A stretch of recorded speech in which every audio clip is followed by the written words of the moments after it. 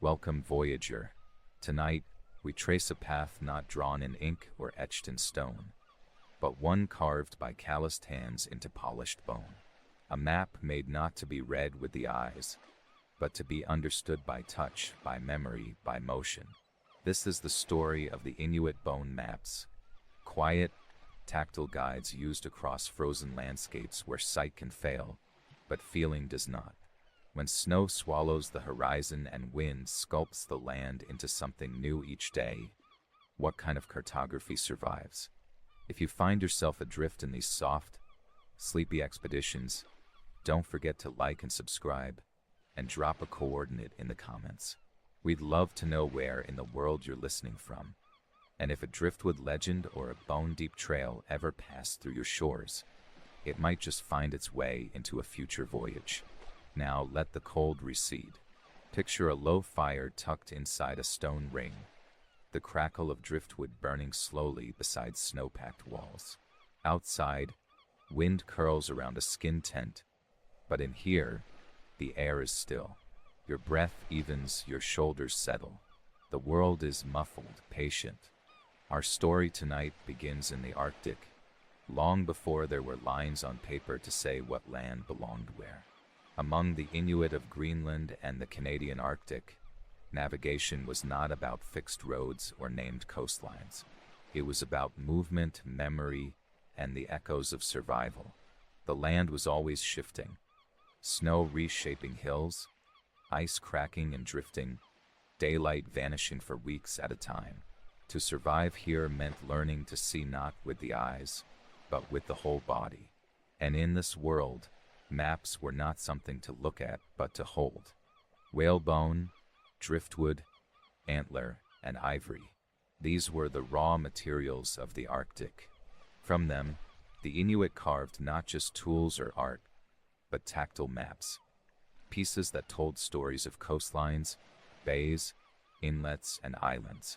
Some were small enough to fit in a parka pocket. Others were long and slender, etched with grooves and curves. They were not labeled, not scaled in the way Western maps might be. Instead, they were meant to be traced with fingers, learned through repetition, and remembered in the muscles of the hand. One of the most famous surviving examples of this kind of cartography was collected in the late 19th century by the Danish explorer Gustav Holm. During his travels along the east coast of Greenland, Holm encountered an Inuit man named Cunit, who produced several carved pieces of wood. Cunit explained that the pieces represented the coastline stretching northward, with each groove or notch marking a bay, each raised area a headland or island. To Holm, these strange wooden slats were a revelation. They looked abstract to the unfamiliar eye, but they were precise, highly detailed representations of more than 300 kilometers of coastline. The long, smooth back of each piece was the open ocean. The carved side was the land, traced from south to north as one might walk or paddle it. And more importantly, they were not meant for display. They were working tools. Most of these bone or wood maps were made by hunters and passed between generations, not kept in museums. The practice, often undocumented, was tied to a way of moving through the world that emphasized knowledge not just of place, but of time. When the ice breaks, when the seals surface, when the snow blinds even the eyes of elders. And so, many of these maps were made from memory. A hunter might carve what he knew of the coast after years of travel, recreating not just the shape of the land but its rhythm. How long a paddle from here to there, where the current pulls harder, where fog clings longest to the cliffs. The maps were memory anchors, not visual replicas. In some cases, ivory was used. The material was harder, more durable, and allowed for finer detailing. It was common for carvers to use walrus tusk, whale jawbone, or even split ribs, depending on what was available. These pieces might be smoothed and polished or left rough, with texture acting as part of the information. Interestingly, very few of these maps have survived outside oral tradition. Because they were utilitarian, they often wore out or were discarded when they were no longer useful. The concept of preservation for the sake of preservation was foreign to a culture where everything served a purpose. Even now, the knowledge of how to read and make such maps is scarce, with only a handful of contemporary Inuit artists and elders able to interpret the forms with authority. One such elder, speaking to an anthropologist in Nunavut in the early 2000s, recalled his grandfather pressing his fingers along the ridges of a whalebone, explaining how the curves represented places the family had hunted seals decades before. "You don't look," the grandfather had said. "You feel. If you know the land, your fingers will know the map." In the western Arctic, near the coast of Alaska, there are similar traditions of tactile navigation.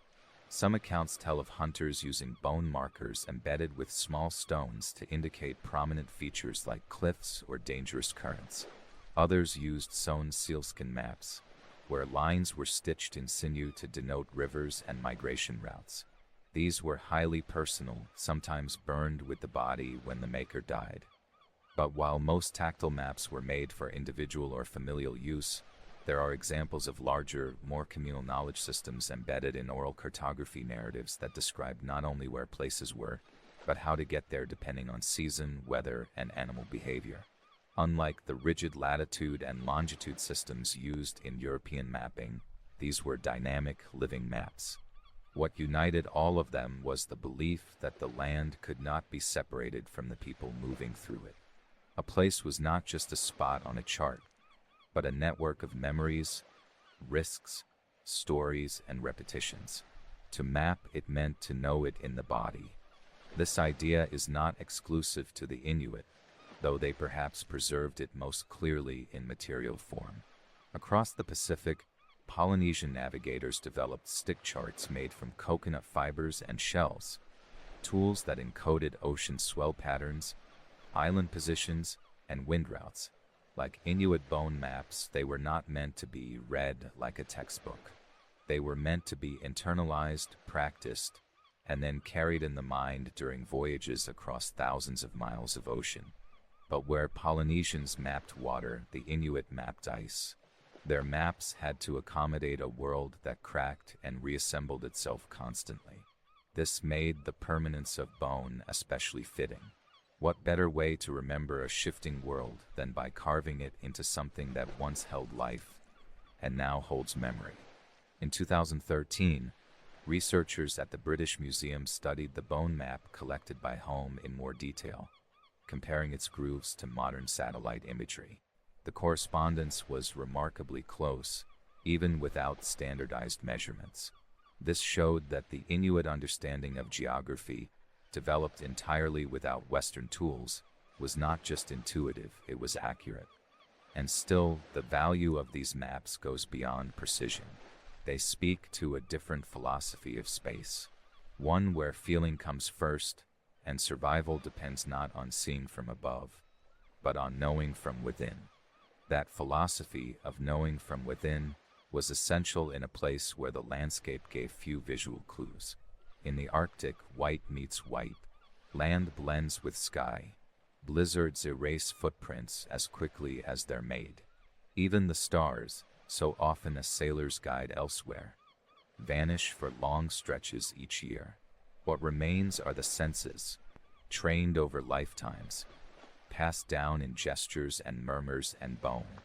And so, to the Inuit, the bone map was less a substitute for vision and more a tool to support something older than eyesight, embodied memory.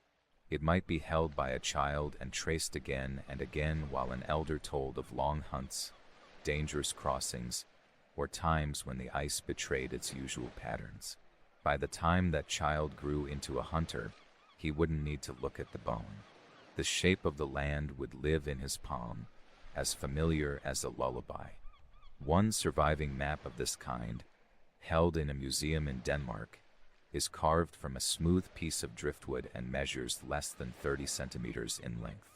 The coastline it depicts, once cryptic to collectors, was eventually matched with a portion of eastern Greenland's shore. Every bay and inlet is recorded in shallow notches. It is said that when laid along the curve of a kayak, It mirrors the exact approach a paddler might take along that stretch of sea. The use of tactile geography wasn't just about navigation, though. In times of migration, famine, or retreat, when families had to move quickly across great distances, these maps allowed entire groups to retrace paths taken generations before. In this way, they became like memory palaces, not just topographic tools, but repositories of events, challenges, and triumphs.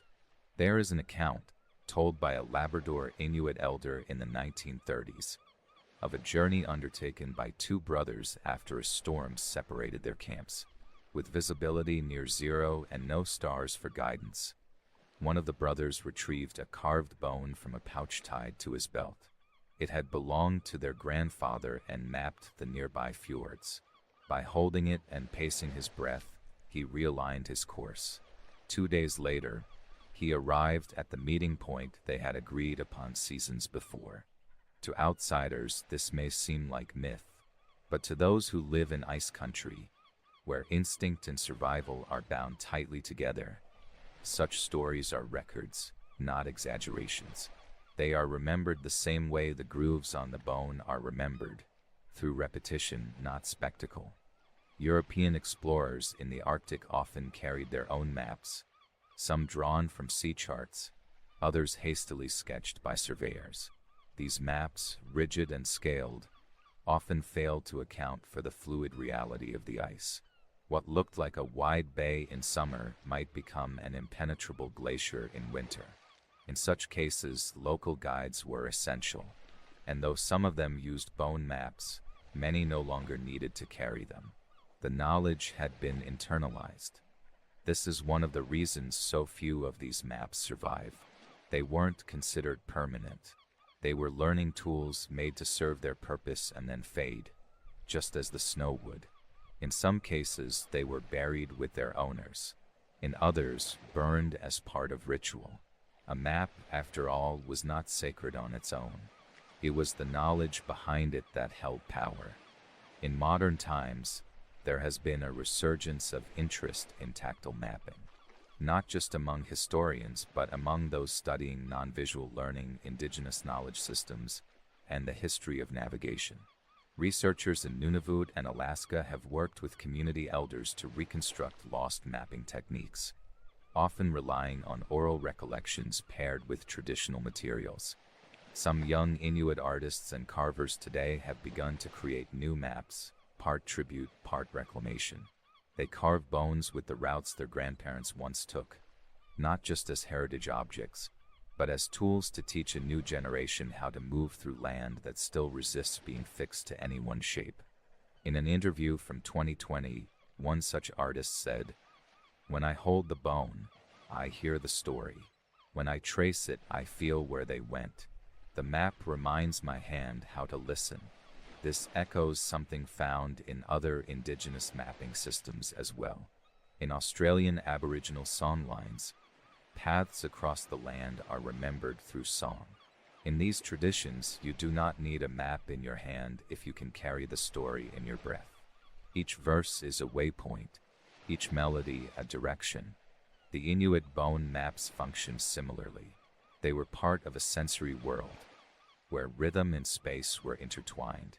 The feel of paddle strokes, the scent of sea ice, the sound of dogs on snow, the taste of the wind, all became coordinates.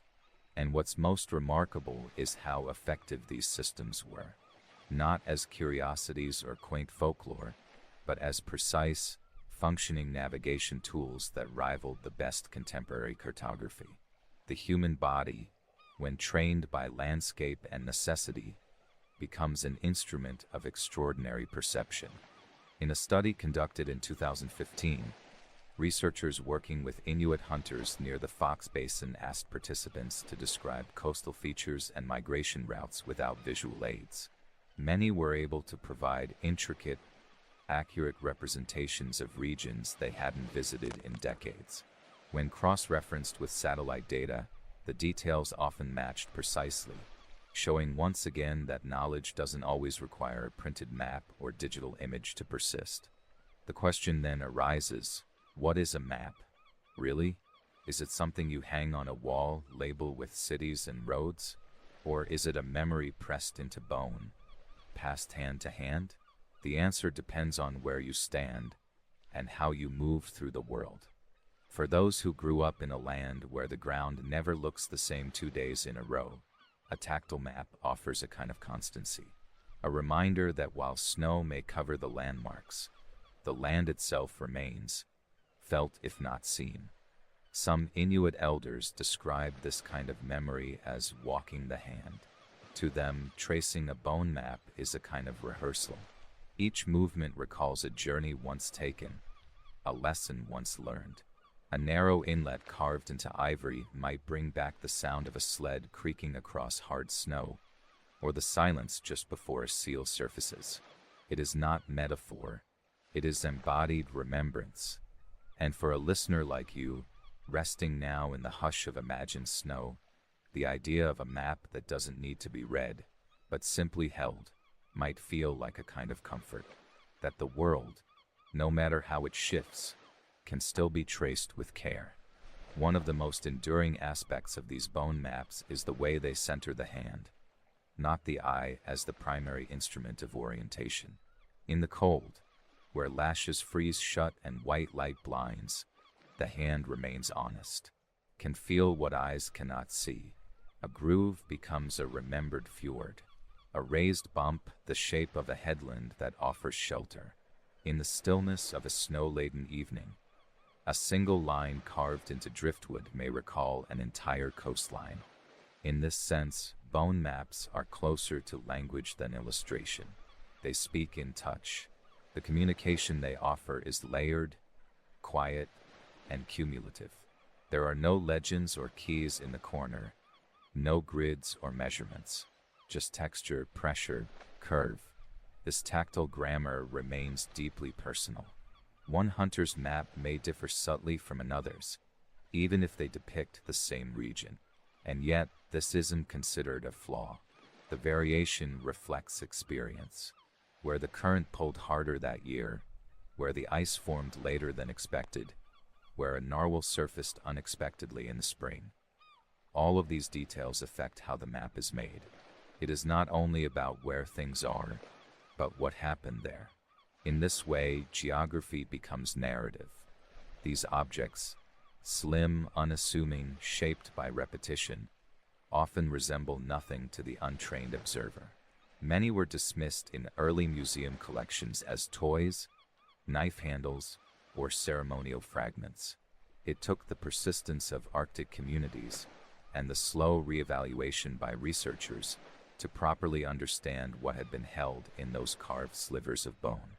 Some communities in Nunavik and Western Greenland still remember fragments of these traditions. In workshops and language centers, elders have gathered with youth to trace long-forgotten travel paths, recarving what once guided families across melting routes. The work is not only archaeological, but restorative. Each map recreated is a thread stitched back into cultural memory. There's a gentle defiance in that act. To map the land your way, not as an overlay from above, but from within by sound, pressure, and trust, is to resist the idea that the only way to understand a place is to control it. The bone map offers no control, only communion. It reflects a world where the land is never still, and so the traveler must listen closely, not assert loudly. One anthropologist once described the Inuit understanding of landscape as being inside a world in motion. The ice shifts, the winds change, and so does the very shape of survival. The map carved into bone, then, is not a fixed record. It is a companion, a reminder of what was learned and what still waits to be remembered. And just as these maps hold meaning in their subtle curves, so too does the act of carving itself carry weight. Hunters carved while resting between journeys, or while snow buried their camps. With time on their hands and memories still warm, they shaped their routes into bone, not as an artistic display, but as a kind of transcription. The land spoke through muscle memory. Often, no words accompanied the maps, or if they did, they were short, names of rivers, islands, or hunting spots, spoken quietly as the fingers moved. Over time, the story told by the map could be heard in the silence between words. A family might sit together while one person slowly traced the lines, and all would remember the journey as though reliving it. The map was not the story. The map summoned the story. There are parallels to this in many indigenous traditions, where geography is not external but felt. In some Sami communities, snow has dozens of names, each one tied to how it moves underfoot or under sled. In the desert, Aboriginal peoples track sand formations by wind signatures left behind. These are ways of reading the land not by distance or angle, but by touch, movement, and memory. In this way, the Inuit bone maps stand not as isolated relics, but as part of a greater human truth, that navigation is older than measurement, and wayfinding is as much about remembering as it is about direction. Back in Greenland, where Gustav Holm first recorded those bone-carved maps in the 1880s, much has changed. Settlements have grown, snowmobiles now replace sleds, and GPS units hang from necks where bone pouches once hung. But the sea ice still forms, the wind still carves ridges into the drifts, and now and then, someone still presses their fingers against carved lines and listens. Perhaps on a calm Arctic evening, a young hunter stands beside the sea and traces an old piece of driftwood passed down by an elder. Maybe he cannot read every mark yet, but his hand begins to learn as others did before. The shape of a journey, the arc of a bay, the place where the seal waits beneath the ice. No voice instructs him, but something deeper guides, familiar, faint, and faithful. For those of us listening from far away, in warmer rooms or under gentler skies, these stories might seem like whispers from a vanished time. But they aren't gone. They linger, quiet as snow settling over a forgotten trail. They wait to be touched again. So now, as sleep moves in like low clouds along the fjord, let your own fingers rest. Imagine holding a length of whale rib, worn smooth by generations, with soft grooves etched like distant echoes of coastlines. Imagine you're not reading it, but remembering it, not from a book or a map, but from a place older than language. You feel the dip of an inlet, the rise of an island, the steady rhythm of a shoreline traced in silence. You do not need to open your eyes. The map will hold your place until morning. Good night, voyager, and may the paths you follow, even in dreams, feel familiar beneath your hands.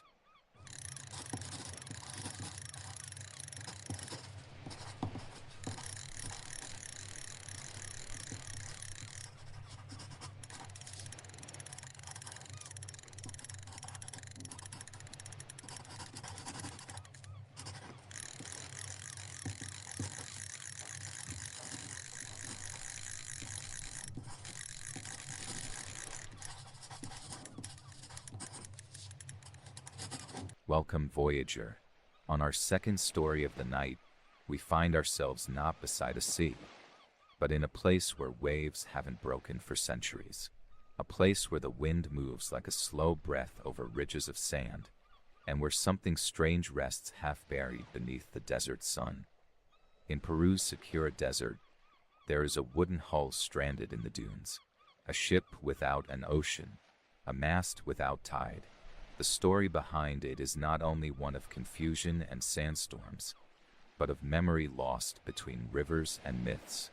It's one of the few places where the local cartographer has to carry both a compass and a shovel. If you enjoy falling asleep to soft winds and stranger coastlines, don't forget to like and subscribe. Let us know your coordinates in the comments. Maybe there's a beached memory near you too, waiting to be retold. And who knows, it just might float into a future episode. Now take a breath, let your spine settle. Picture warm air rising from quiet dunes, the soft hush of sand shifting with each gentle gust. There is no rush here, no waves or clocks, just the echo of sails that once dreamed of a shoreline. Our story tonight starts inland, deep in the Secura Desert of northwestern Peru. This desert is one of the driest places in the world, yet it sits just south of the equator, close enough to the Pacific that salt lingers in the air. For centuries, the Secura has been shaped not by dunes alone, but by rivers that sometimes remember the rain. And it is here, between mirage and memory, that the story of the desert ship begins. The tale first reached wider ears in the late 1800s, when travelers and regional officials began reporting sightings of a large, wooden vessel partially embedded in the sand some miles inland from the coast. Accounts varied. Some said it had masts and a broken hull.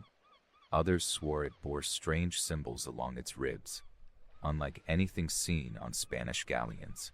A few even whispered of iron nails that didn't rust, and bones among the boards.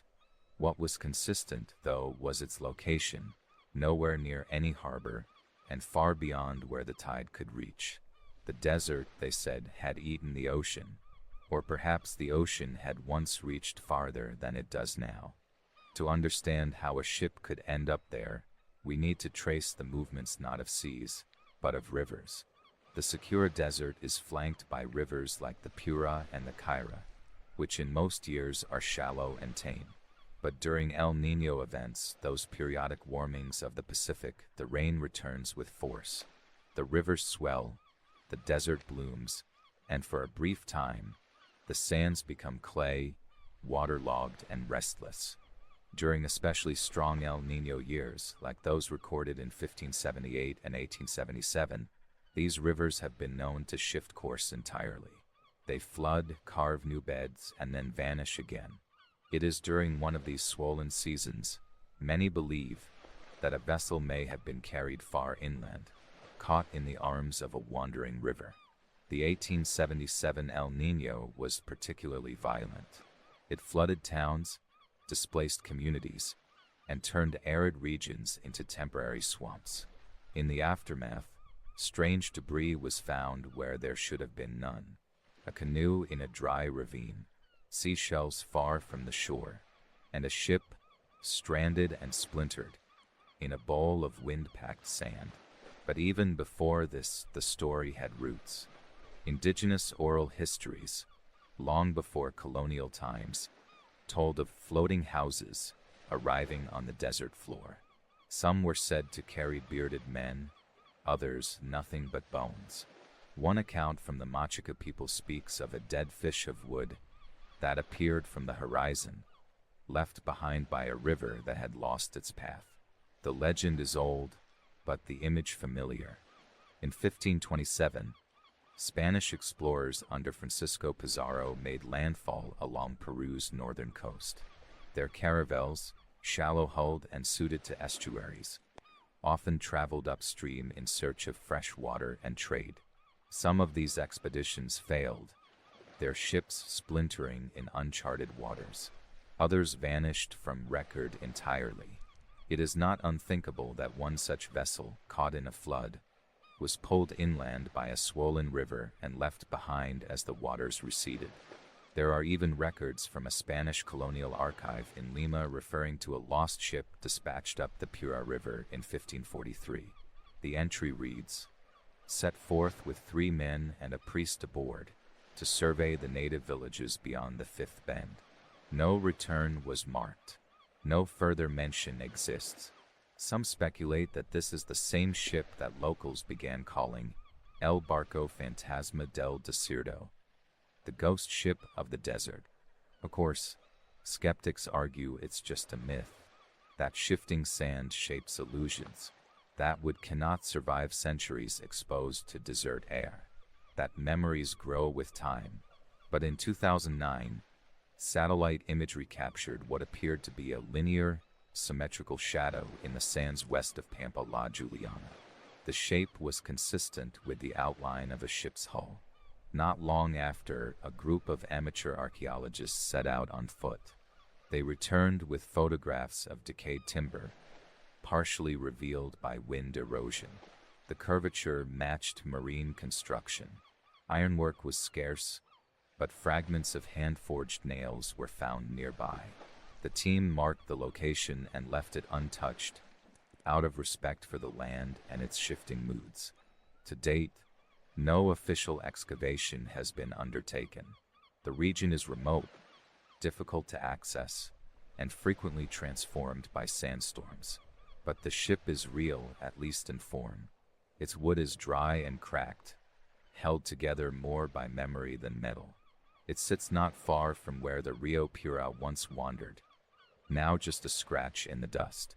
What makes the story endure is not just the mystery of how the ship arrived, but what it means.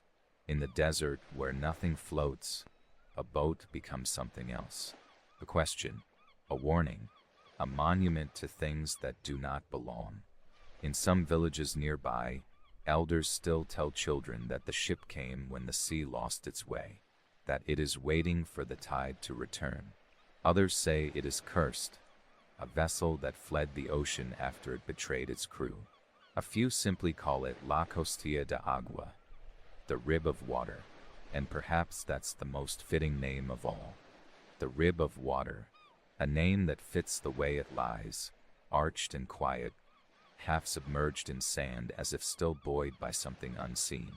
To stand near it, those who've made the journey say, is to feel the weight of pause, the kind of stillness that feels temporary, like the breath held before a tide returns. But the tide never does. Only the wind moves here, curling around the hull, whispering through ribs that once knew salt. To find a ship in a desert is to confront the fragility of borders. Between land and sea, past and present, myth and record. The Secura Desert, like many coastal deserts, was once part of a great marine plain. Millions of years ago, long before the Andes finished their slow ascent, these dry lands were shallow seabeds. Fossils of whales and giant sharks have been found not far from where the wooden ship now rests. There are places in the desert where you can stand on ancient seafloor, and above you, the sky carries no cloud. In this part of the world, geography is patient. Rivers carve where they can, then vanish. Coasts drift. Towns appear, disappear, reappear. And through it all, stories settle like dust, finding hollows to rest in.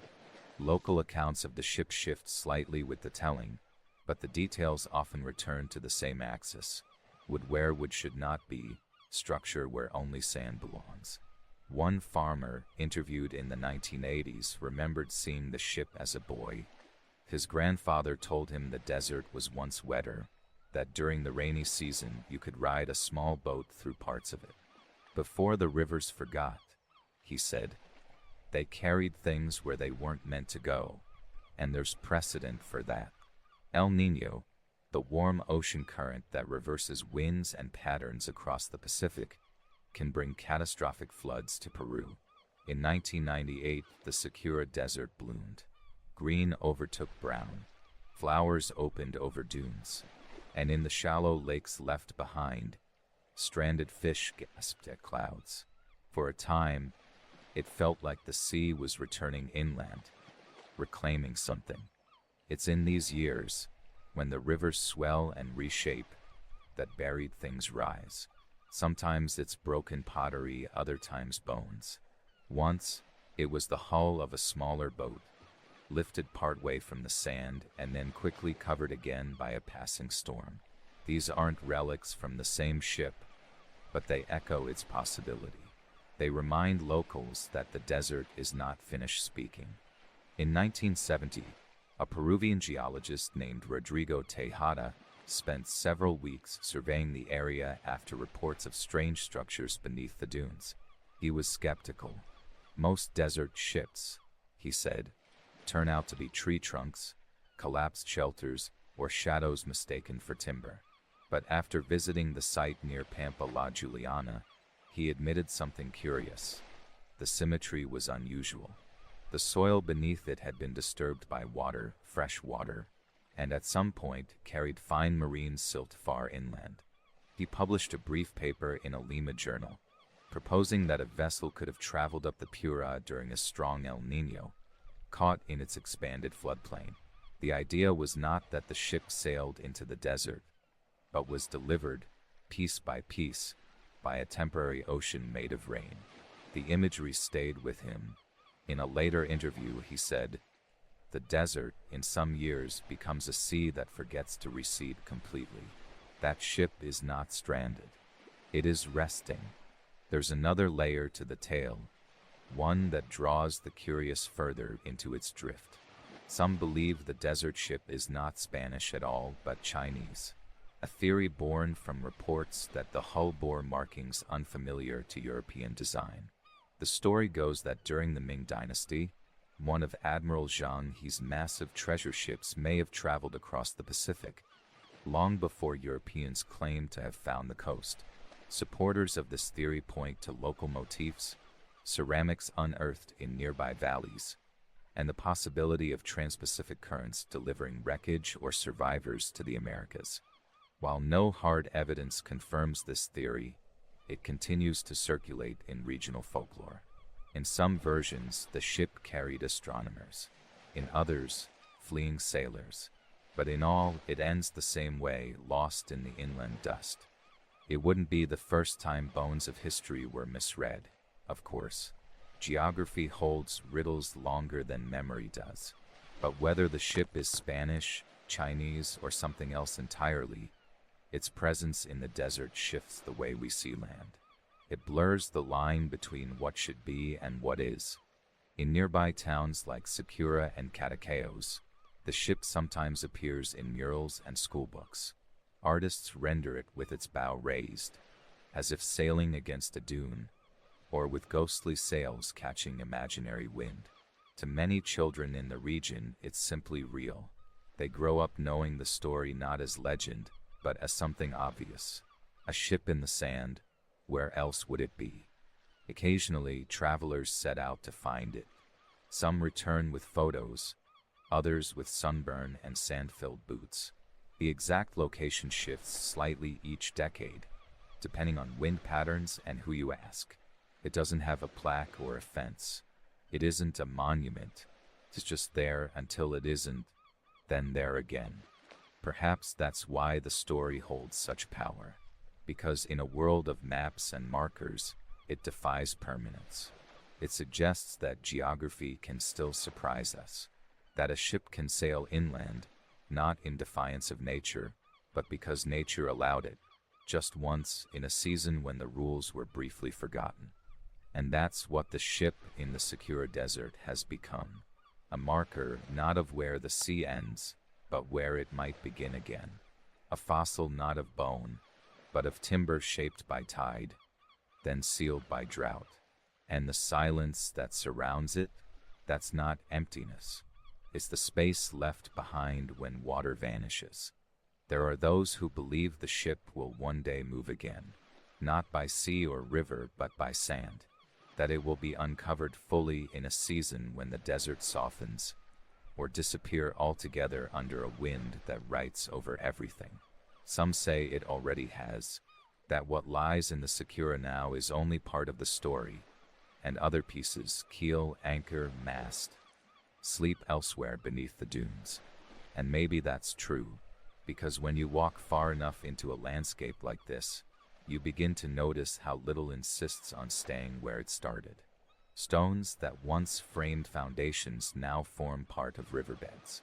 Trees become driftwood, then ash, then soil again. The ship, once wood and ambition, is now question and quiet. There's something calming about that, because the desert, for all its barrenness, has never been still. It shifts in centimeters and centuries. It buries, reveals, and buries again. What we call ruins here are more like pauses, interruptions in the long breath of a land that doesn't care for straight lines or firm conclusions. In 2022, a team of geographers working near Pura remapped historic flood patterns using satellite imaging and colonial records.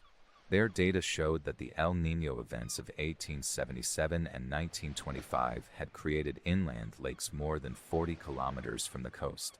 and for brief windows, mere weeks. The rivers had carried enough force to float large vessels as far inland as the ship's reported location. One of the researchers quietly remarked, "It would have been possible, but only barely, only once." That phrase stuck. Only once, only just. It speaks to the improbability of what remains. A boat, however damaged, surviving hundreds of years in an open desert. A wooden hull refusing to surrender completely to time or wind. A river that came once, left a gift, and never returned. And still the questions rise. Who was aboard? What did they see as the water thinned beneath them? As the currents slackened and the trees gave way to saltbrush and sky? Did they panic? Did they think they had been delivered to a new coast, only to find no horizon, just heat? There are no names left to tell us, but there are hints. A small scrap of writing etched into wood was once found near the site. Its letters were almost illegible, worn smooth, but some believed they resembled Portuguese.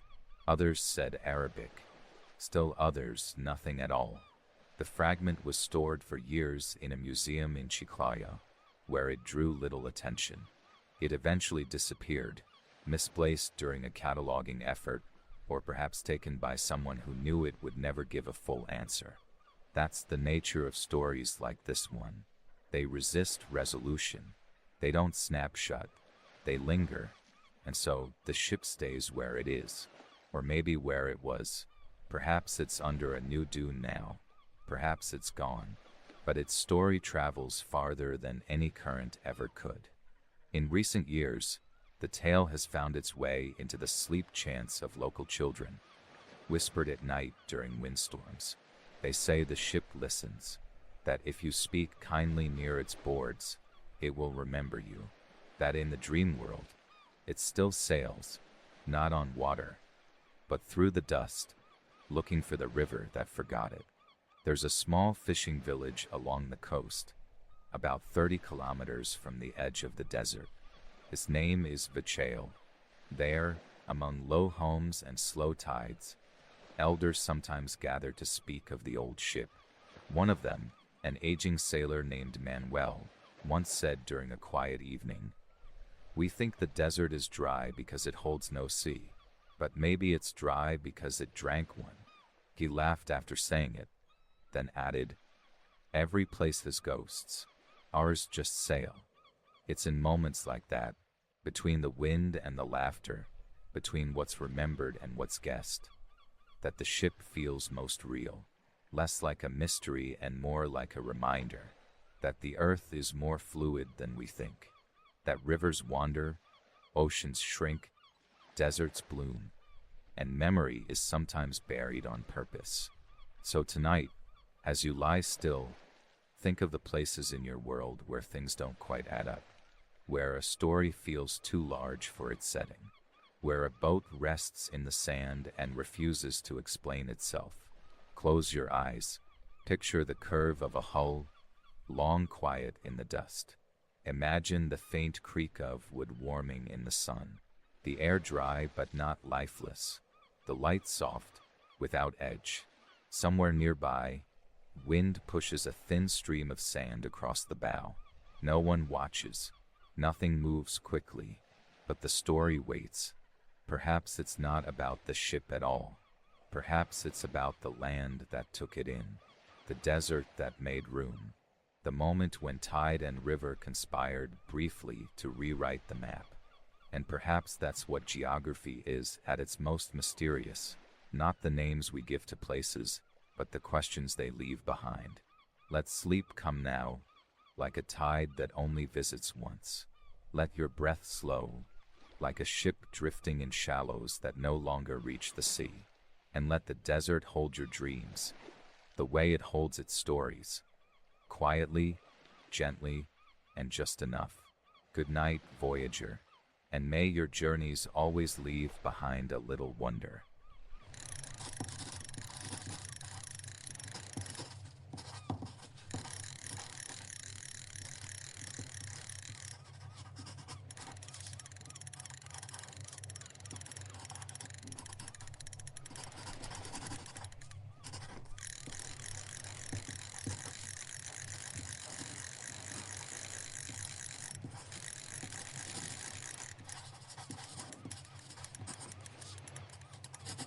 Welcome, Voyager.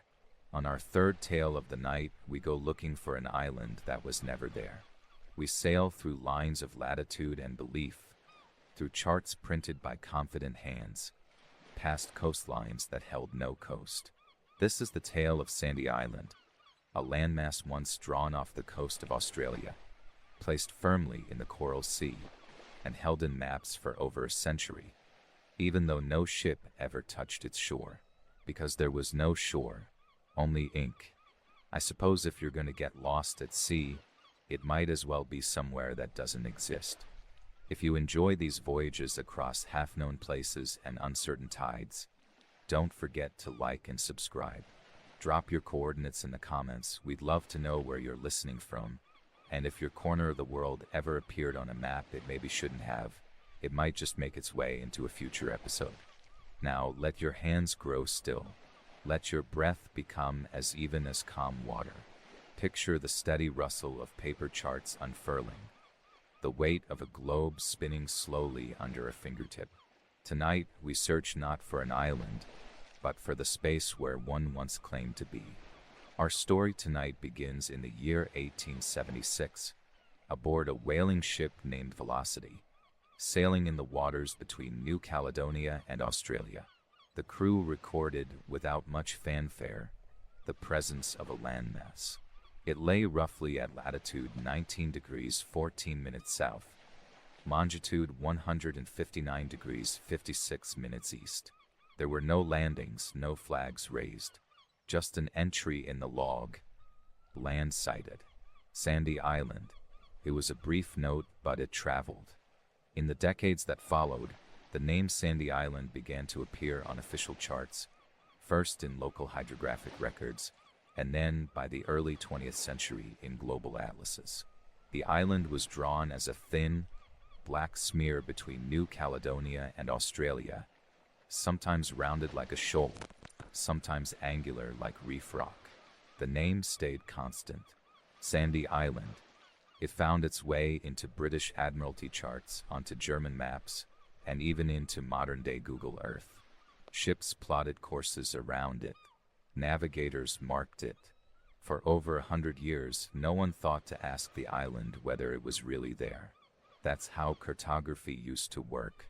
Before satellite data and sonar surveys, much of the world was mapped by eye. A distant shadow on the water could be mistaken for land. A stretch of floating pumice after a volcanic eruption might resemble a coastline. Once recorded, these sightings passed into charts, often unchecked. And for a long time, no one had reason to doubt Sandy Island.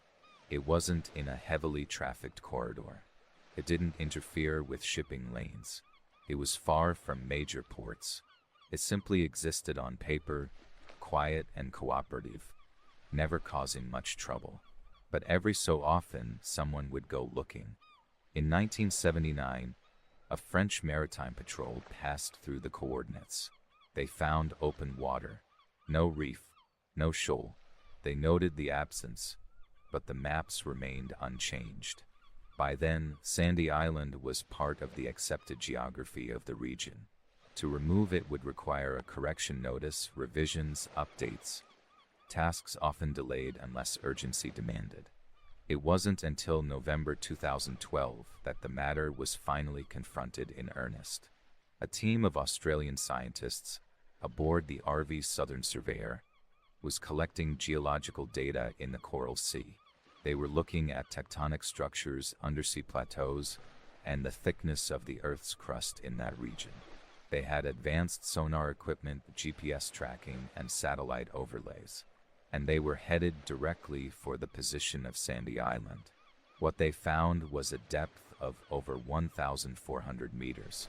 No land, no shoal, no raised seabed, just deep, uninterrupted ocean. The scientists were stunned, not because they believed the island had vanished, but because they'd assumed the myth had already been corrected. The existence of Sandy Island was still encoded in multiple global databases, including those used by modern navigation systems. They documented the discrepancy. The story reached news outlets around the world. The island that wasn't there, headlines read, The New York Times called it a phantom island, and suddenly, a forgotten cartographic artifact became a curiosity. But the real question was not just how Sandy Island got on the map, but why it stayed. That part has more to do with the way maps inherit their details. Chartmakers often pull from existing data, reusing information from previous maps, especially if that information came from trusted sources like naval logs or hydrographic surveys. Once a feature enters the cycle, it becomes part of the lineage. Unless someone has strong evidence to challenge it, the feature persists. This isn't unique to Sandy Island. Throughout history, maps have been dotted with what are now called phantom islands. From Friesland, which appeared in the North Atlantic for centuries, to the Isle of Demons off Newfoundland, to California once being drawn as its own separate island, the world's maps have long carried fragments of imagination, error, and distant guesses. Sandy Island, though, is a rare modern example, a 20th century ghost, a mistake that lived through the age of satellites, long after most such illusions had been corrected. This name, of course, adds to the confusion. Sandy Island sounds plausible, unremarkable even, not volcanic, not mountainous, just flat and dry, a place you might expect to find anywhere in the Pacific. There's even a real sandy island in the Cocos Keeling Islands and another off the coast of Western Australia. But neither is the one that hovered for so long between New Caledonia and Queensland. There are theories, of course. Some suggest the original sighting in 1876 may have been of a pumice raft, a vast floating mass of volcanic rock, sometimes stretching for miles after undersea eruptions. These formations drift with currents and can give the illusion of land, especially from a distance. Others think the sighting may have been a misidentification of cloud shadows on the horizon, or even a confusion of location. The seas in that part of the world are rich in submerged ridges and banks. Perhaps the ship's log confused one for another. But none of these theories have ever been confirmed. No evidence remains from the Velocity's voyage other than its brief log note. No photographs, no follow-up. And so Sandy Island faded, not with fanfare, but with a quiet deletion. After the 2012 expedition, corrections were issued. Mapping authorities removed it from databases. Google Earth updated its layers. Navigation systems recalibrated. Still, the story lingers. The story lingers because maps are not just tools. They're records of how we choose to see the world. When a place disappears from one, it doesn't vanish quietly. It leaves a shape behind, a gap, a memory, a reminder that certainty is sometimes borrowed. In the years since Sandy Island was erased, it has taken on a kind of second life.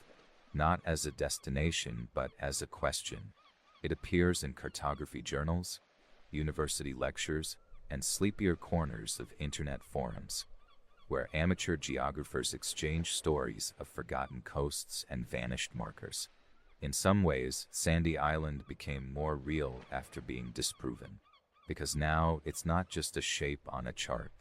It's a story of how belief travels through lines and ink, of how one ship's passing glance became part of the world's geography. And the island still shows up from time to time, in cached versions of old nautical databases, on outdated globes in antique shops, even in some weather tracking software that hasn't been fully updated. If you look hard enough, you might still find it there and not there, a speck of ink waiting for its sea. Sailors have always known that not everything on a map is true. The ocean is a place of approximations.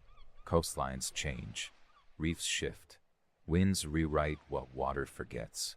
But there's a comfort in seeing something on paper, even if it isn't there. A comfort in knowing that someone else saw it too once.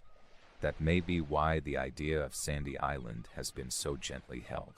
Not condemned as a hoax, not mocked as a mistake, just quietly retired, like a lighthouse no longer needed, but still left standing. There's even a suggestion, whispered among mapmakers, that some phantom islands were added deliberately, a method to catch plagiarism, a trap set for chart thieves, a fictitious inlet, or a misnamed reef placed like a fingerprint. If it appeared on someone else's map later, the publisher would know their work had been copied.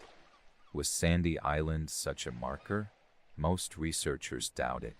The original mention came from a whaling ship, not a printing house. Still, the idea lingers because it says something about how we use maps, not just to describe the world, but to guard pieces of it. And that brings us to something quieter. The feeling of looking at a chart and wondering what's missing. Not the names, but the silences. The spaces with no notes, no depth markings. The corners labeled only with currents and swell arrows. Those are the places that hold the most possibility. The ones we stare at longest. The sea around where Sandy Island once was is still mapped, of course. Is deep and largely featureless. The ocean floor there is smooth, too far below for reefs or sandbars to pose trouble. Ships pass through the area now with no reason to slow. But every so often, a sailor or a surveyor checks their instruments and remembers the island that isn't. In 2014, an artist named Julien Cherriere recreated the silhouette of Sandy Island using GPS coordinates and light projections. His exhibit featured a blank, glowing form suspended in a dark gallery, projected at the exact dimensions once given in nautical charts. It hovered above the floor, unanchored. Visitors walked around it slowly, like they might an artifact. The installation was titled, "Somewhere Between Here and Elsewhere." That title captures something about all maps, and especially this one. Sandy Island never needed soil to be believed. It only needed placement, a location, an agreement between enough people that it was there. And when that agreement faded, so did the island. But belief doesn't vanish as quickly as ink. In a radio interview not long after the island was removed from global databases, one of the scientists aboard the Southern Surveyor recalled watching the empty horizon where Sandy Island was supposed to be. The ocean stretched uninterrupted in every direction. No land, no haze, just water and light. He said it felt stranger than seeing something unexpected. Stranger than stumbling across a new reef or an unmarked shoal. Felt like walking into a house and finding a wall missing. Like something had been erased from memory while he was still remembering it.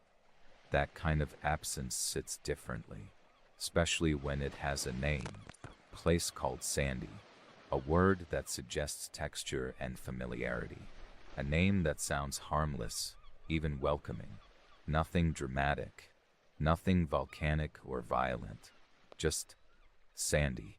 And so people hold on to the idea. Some use it to teach lessons about scientific process. Others use it to explore how human error persists. A few simply enjoy the story, the way it drifts at the edge of fact. Even Google, which briefly removed the island in 2012, quietly reintroduced the silhouette in certain views. Not as an actual island, but as a black void in satellite images. A patch of darkness where ocean color should be. A digital placeholder. It's no longer labeled Sandy Island, but it's still there in a way. A ghost in the grid. And maybe that's the most fitting ending. Not an apology. Not a correction. Just an adjustment. The shape no longer named, but not quite gone either. Because maps, like people, remember the wrong things sometimes. And sometimes they remember beautifully. There's an old saying among navigators that the sea has more room than we give it credit for. That it can hold not only water and wreckage, but errors, rumors, and the softened weight of human assumption. Sandy Island rests somewhere in that category. Not a hoax, not a lie, just a quiet piece of shared misseeing that lasted longer than anyone expected. Some cartographers, especially in the years just after its official removal, called Sandy Island a paper reef, The term wasn't scientific, but it lingered in conversations. A reef of documentation rather than stone, one made not by the rising of coral but by the layering of reports, printings, and inherited trust. There's something gentle about that idea, that not all reefs need to be sharp or real to catch a ship's attention. Some live in margins, some wait in footnotes. And what of the original sighting? The Velocity's note? Was it a real encounter with some floating mass, or a mistaken shadow on the sea? Perhaps it was neither. Perhaps the logbook was copied down with a number slightly off. Perhaps a clerk added a detail in port. Perhaps the sighting was never meant to imply permanence, just a description of a moment, passing shape. In many coastal communities, sailors speak often of phantom forms, islands glimpsed on the edge of fog, black lines low on the horizon that fade before you reach them. Sometimes they are tricks of weather, sometimes heat, sometimes the mind playing with distance and hope, and sometimes they're remembered. In the Pacific, such sightings are folded into oral traditions. Some cultures speak of vanishing islands, which appear only at certain times of the year, or only to those who are lost. Others believe some islands retreat below the surface when strangers approach, rising only for those who remember their names. Sandy Island does not belong to any such myth, but it behaves like it could.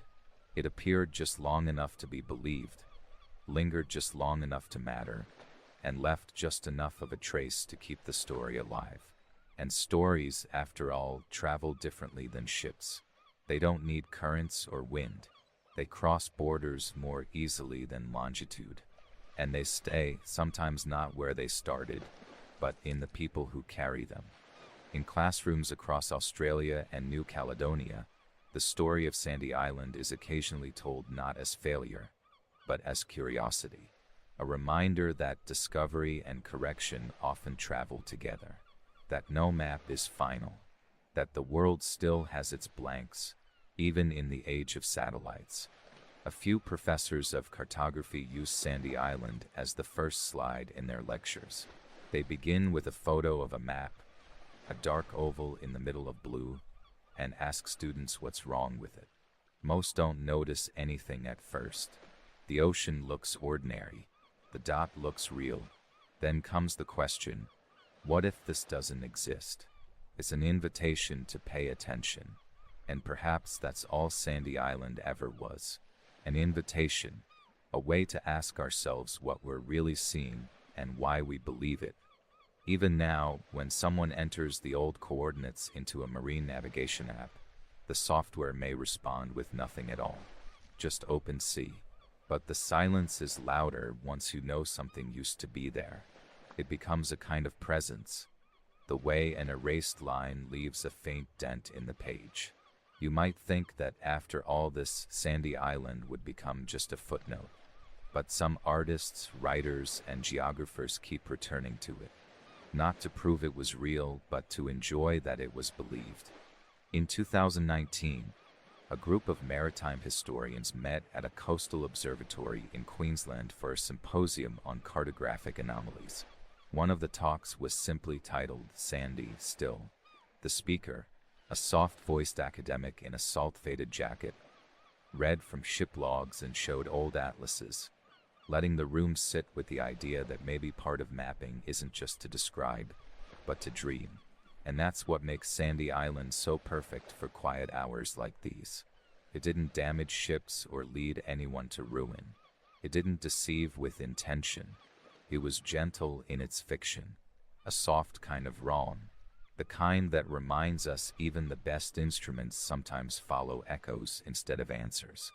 So tonight, as you drift into sleep, imagine yourself aboard an old survey ship, the horizon wide and empty, instruments humming, the paper chart unrolled beside you. You pass through the coordinates, scanning the waves, expecting nothing. But for a moment there's a shift, a shadow, a shimmer, a line that almost shapes itself into land. Then it's gone. You smile, Make a quiet note in the logbook and sail on. And somewhere, years from now, someone reads your words and wonders. Close your eyes. Let your thoughts settle like ink on paper. Imagine the ocean stretching smooth and slow beneath the sky without doubt. Somewhere, a place waits to be found, even if it isn't there. Sleep now, voyager. Let maps curl beside you. Let errors be gentle. Let the water stay calm. And if you dream of an island no one else can see, hold it softly. You're not the first. Good night.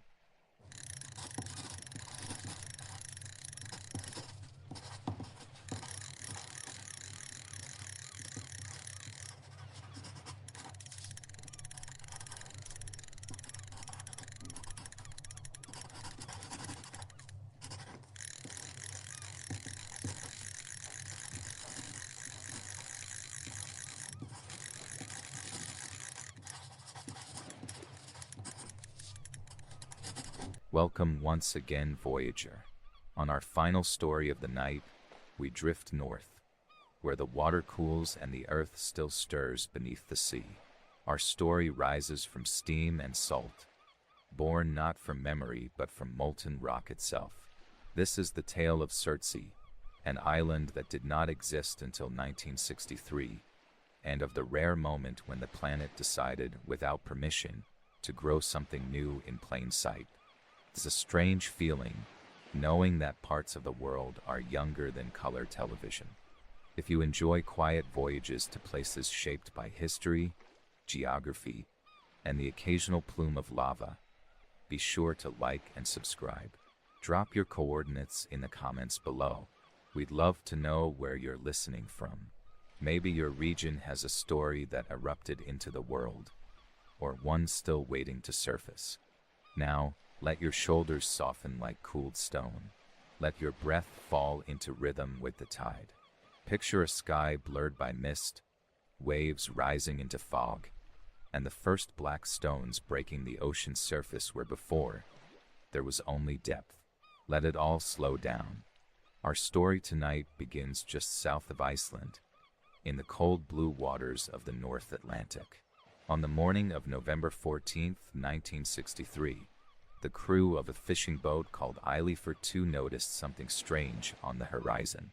A dark column rising sharply into the air, as if the sea had opened and begun to boil.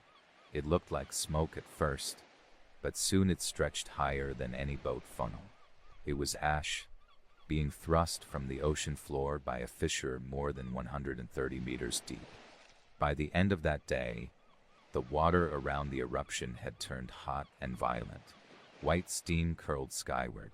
Debris rained down in gritty bursts, and somewhere in the churn, something solid began to form.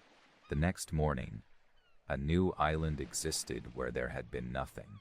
The eruption came from a volcanic ridge on the seafloor known as the Vestmannaeyjar, or Westman Islands. This part of the mid-Atlantic ridge is constantly shifting, splitting Iceland and its nearby waters inch by inch every year. But rarely does the movement happen so dramatically, so suddenly, or so permanently. Scientists watched in amazement as the island expanded, day after day, for nearly 4 years. From late 1963 until mid-1967, lava poured from vents, hardened into black basalt, and began layering itself into recognizable topography. What started as a temporary surface soon revealed a volcanic structure sturdy enough to withstand the waves. The island was named Surtsey, after Surtur, the fire giant from Norse mythology said to wield a flaming sword and bring about the end of the world. An appropriate choice, though the name may sound harsher than the place itself, because Surtsey, despite its violent birth, became something delicate, a laboratory made of lava and time. Scientists quickly realized the opportunity. Never before in recorded history had humans been able to observe an island forming from nothing and then watch, step by step, how life moved in. Access to the island was restricted from the beginning. Only researchers, tightly controlled, were allowed to land. No tourists, no casual visits, no accidental seeds or crumbs. It was to remain untouched so that nature could tell its own story. The first plants arrived within months, carried by ocean currents. Sea rocket, a hardy flowering herb, rooted in the soft ash near the waterline. Then came mosses, lichens, and fungi, slowly colonizing the rough lava rock. By 1965, birds had begun nesting, mostly gulls, who brought not only feathers and sound, but droppings rich in nitrogen, which further nourished the soil. From there, Surtsey evolved. A handful of beetles made landfall, then slugs, spiders, and other small invertebrates. Some floated in on driftwood. Others arrived clinging to feathers or tangled in seaweed. Even fungi associated with bird feathers took root. Within a decade, the island had dozens of identifiable life forms. And still, the land itself was changing. The interior heat continued to rise and fall, altering the rock's composition. Sea erosion carved away parts of the coast, softening the angles of newly formed cliffs. The shape of the island shifted annually, responding to wind, wave, and gravity. But it didn't disappear. Unlike many volcanic islets that crumble within months, Surtsey endured. The lava had cooled in such a way, dense, layered, insulated, that it protected itself from erosion.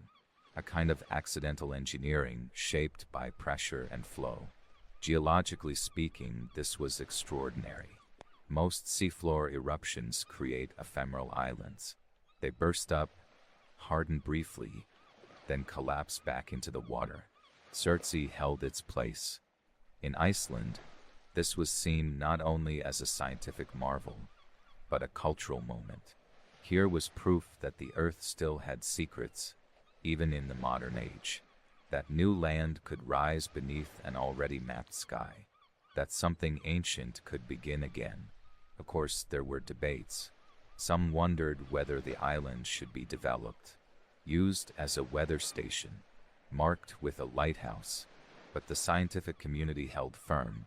This was a once-in-a-generation opportunity to watch untouched ecology unfold in real time. And Iceland agreed. In 2008, UNESCO declared Surtsey a World Heritage Site. By then, over 60 species of plants had colonized the island. More than 300 species of invertebrates. A steady population of nesting seabirds. Even a few seals, sunning themselves on the quiet shores. What had been black rock in steam was now a living, shifting ecosystem. But perhaps the most intriguing part of Surtsey's story isn't the eruption, or the lava, or the birds. It's the patience, because everything about this island has required waiting. Years for it to grow, years more to see what life would come, decades to understand its changes, slow and irregular, like the breathing of stone. And still, Surtsey is changing. Though the eruption ended in 1967, heat continued to rise from beneath the surface of Surtsey for decades. In the 1980s, researchers measured ground temperatures nearing 100 degrees Celsius just a few meters underground. The rock itself was still baking, still shifting, still carrying the memory of magma's push. Even now, deep vents occasionally hiss, though no fresh lava has broken through since those early years. The island has cooled, but it has not gone quiet. Scientists who visit Surtsey describe it with a kind of reverence. Before stepping ashore, boots are disinfected. Clothing is checked for seeds. Equipment is limited. Every footstep is a question. Will this disturb the natural order? This caution stems not only from respect, but from recognition. Surtsey isn't just land. It is an unfolding experiment, and any foreign introduction could rewrite what nature was attempting on its own. Over time, the restrictions have created a kind of legend around the place. Most Icelanders will never step foot on Surtsey, but they know it. They watch it from afar. School children learn its story. Pilots flying to Reykjavik sometimes point it out from the air. that dark shape nestled among waves.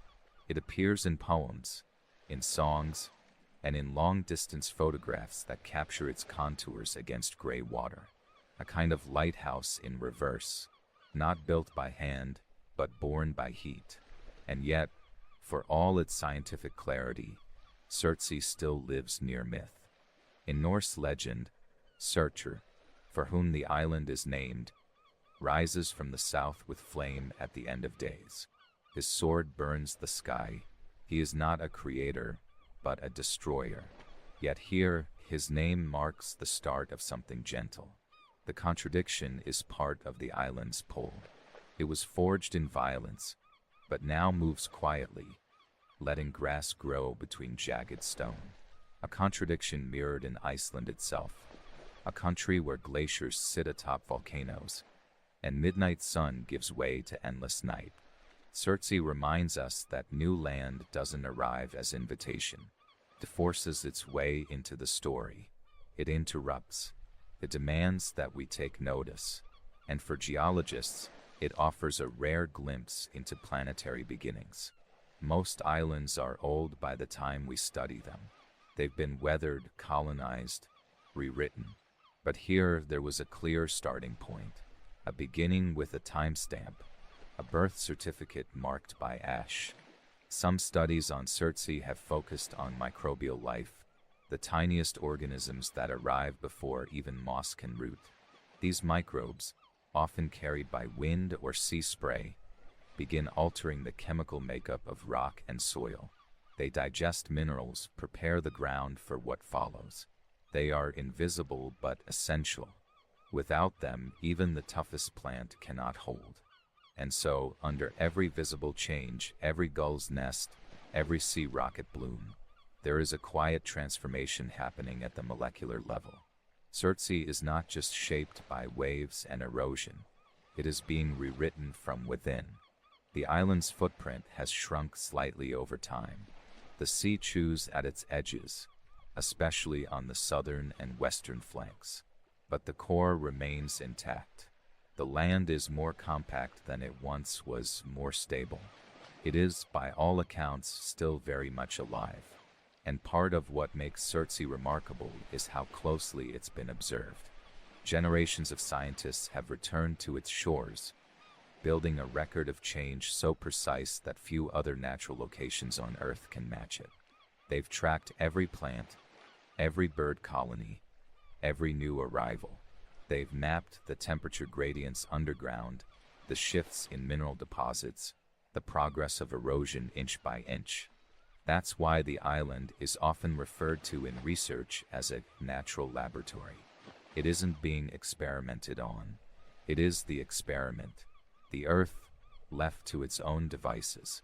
And yet, even here, in a place governed by protocol and process, there are moments of quiet wonder. One researcher recalled, during a long field stay in the 1990s, sitting alone at dusk near the island's northern cliffs. The wind had dropped, the sea was still, and behind him, in the newly grown grasses, a pair of puffins had begun to call. He remembered thinking, not about erosion patterns or colonization curves, but about how strange it was to witness the first generations of life on land that hadn't existed when his parents were born. And that's what Surtsey offers, not just data but time, a visible reminder that the Earth is not finished, that it can still surprise us. In a world where so much geography feels fixed, coasts drawn, maps printed, routes digitized, it is deeply grounding to know that a place like Surtsey can arrive unannounced. No flag, no footsteps, just stone rising through steam. Even now, nearly 60 years after its birth, Surtsey remains off-limits to the public. Its borders are not fenced, but protected by law and distance. There are no docks, no trails, no signposts, just black rock and sea birds, lichen creeping in around the edges. And perhaps it's better that way. There's something fitting in leaving Surtsey to itself, in letting the gulls nest without company, in letting the moss take root without shoes. It asks nothing from us except that we let it be what it is, a place that grew from the earth's breath, still cooling. In the years since Surtsey rose from the waves, other volcanic islands have briefly emerged elsewhere. A few near Tonga, some in the Red Sea, but most don't last. They erode, collapse, or subside beneath the surface within months, their birth pangs louder than their legacies. Surtsey stands apart because it stayed, not just above water, but within scientific attention. It endured the scrutiny, the salt spray, the slow hands of time, and in doing so, it taught us not only how life begins, but how patient that beginning must be. Children born the year Surtsey broke the surface are now older than the island itself. Entire academic careers have started and finished in the time it took the first shrub to grow above knee height there. If you walked the island today, if you were one of the few permitted, you'd find the signs of life still modest. Grasses, mosses, low flowers, a few mounds left by nesting puffins. Nothing towering or dramatic, but that's the point. The island is not impressive in size or spectacle. Its beauty lies in its restraint, in being watched and still growing. Occasionally, debate arises about when or if Surtsey should be open to the public. Iceland thrives on tourism, after all, and the idea of visiting a place younger than most books on your shelf holds a certain charm. But each time the question is raised, it quietly fades. No decision has been made to change the island's status. No walkway has been laid.